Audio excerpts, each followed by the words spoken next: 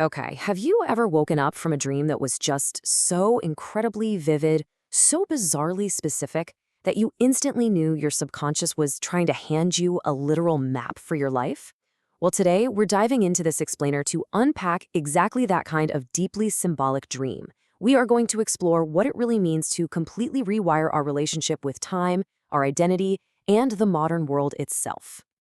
So get this. The dreamer received this absolutely wild, cryptic instruction in a dream back on July 10, 2026. The message was incredibly simple, but totally surreal. It said, "You need to adjust your time zone. Adjust it to the Middle Ages." Notice how that just instantly bypasses all of our normal waking logic? It doesn't say, adjust your watch to local time. It speaks directly to the soul. It's asking for a shift, not to another country, but to an entirely different era. All right, let's jump right into part one, the strange dream and its real-life context. To actually make sense of any dream, we have to ground it in reality first. And the dreamer here is navigating a massive, life-altering identity shift. They've recently retired, actively stepping away from this highly structured, super rigid academic career and leaving their old teacher identity behind. And instead, they're diving headfirst into creative work. They're exploring AI, studying indigenous tribal cultures, doing Osho meditation, and traveling to places like northern Thailand. Basically, they're moving from a world of strict institutional rules to a life of pure exploration. This waking reality makes the dream a highly concentrated reflection of their psychological state. It's a mind actively trying to figure out how to exist outside the walls of an institution.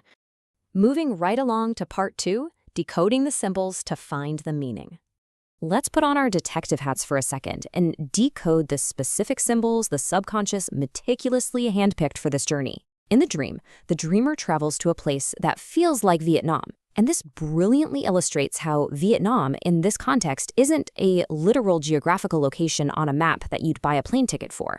No, it's a psychological symbol. Think about what it represents. Ancient Asian roots, sprawling agricultural rice paddies, a significantly slower pace of life, and a deeply non-modern civilization. The subconscious is literally pulling the dreamer away from our hyper-modern, westernized, fast-paced world and pointing them directly toward a more grounded, natural way of living. Now here's where it gets really interesting. Think about what the dreamer is actually doing in this setting. Their old life was entirely defined by endless tasks, right? Going to meetings, giving lectures, teaching classes.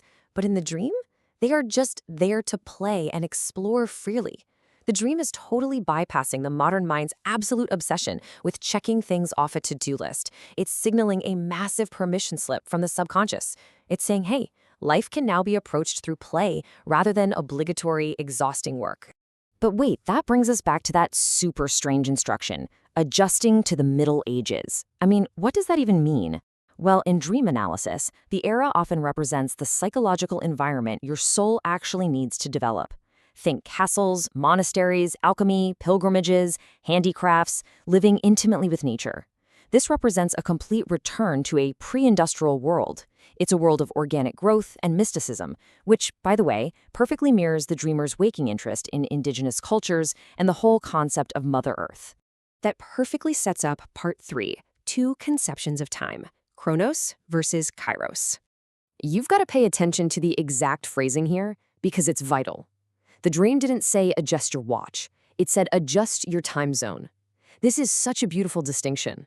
It shows that while the dreamer's physical body might still be existing in our modern, fast-paced world, their soul is literally begging to exist in a completely different dimension.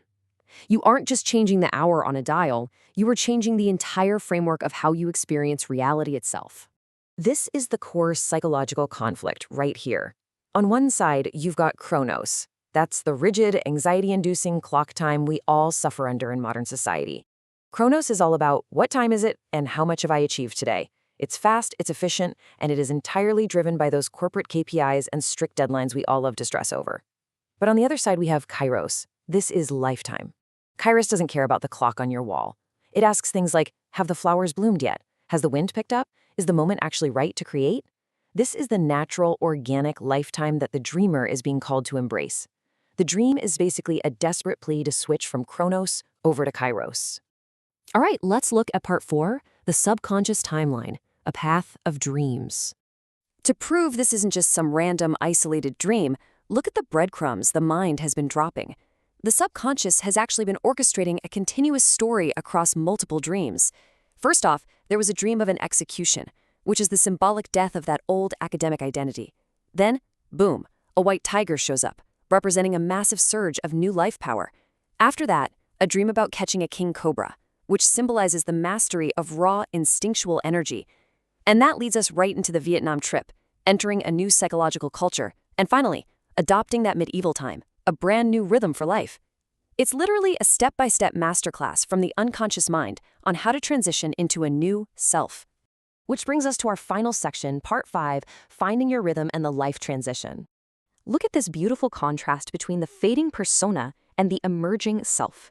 In Jungian terms, the persona is basically the mask we wear for society. For our dreamer, that mask was the teacher and the scholar, completely driven by school systems and constantly chasing efficiency. But now, the true self is stepping into the spotlight, the creator and the explorer. This new identity is driven entirely by natural intuition. Instead of forcing efficiency, it allows experiences to slowly, organically mature, just like agriculture, just like alchemy. This whole journey is perfectly captured in a phrase the dreamer has actually been using in their waking life. Flowing downstream, sensing mindfully, listening to the calling, trusting the rivers and seas for the rest of my life. I mean, wow. The dream perfectly validates this waking desire. It's acting as an official, stamped invitation from within to just leave that KPI-driven world in the rearview mirror and finally surrender to the natural current of life. So as we wrap up this explainer, I want to leave you with one really provocative question to chew on. What time zone is your heart living in right now? Think about it. We spend so much time and energy optimizing our schedules, adjusting our literal watches to be as hyper-productive as possible.